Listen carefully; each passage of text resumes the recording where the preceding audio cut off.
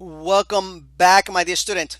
This is Edwin from the future, and I'm back here just to help you to prevent some mistakes in the future in your code.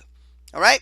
So, basically, instead of replacing the lecture, I like to make videos like this so that way you know that I'm always helping you out, that I'm always coming back and helping you. All right?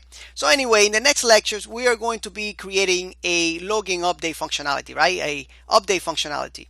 So, we need some keywords right here in this select element. We need ID right here. All right. So in this name attribute in the value field, we are going to be putting ID. We need this in order for us to update our database.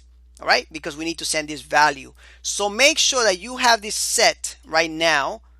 All right. And even though you might not see me having this in the next lectures, don't worry about it. Just make sure that you have it set.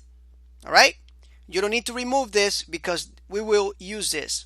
Anyway, I want you to say hi to my Edwin from the past, and you will see many of me in the future. All right. So many versions of me will always come to the course and help you out with anything you need or any mistakes we have made along the course. This is a very big course, and I keep adding lectures all the time. So, all right. Thank you so much for watching, and I'll see you in the next lectures. Take care.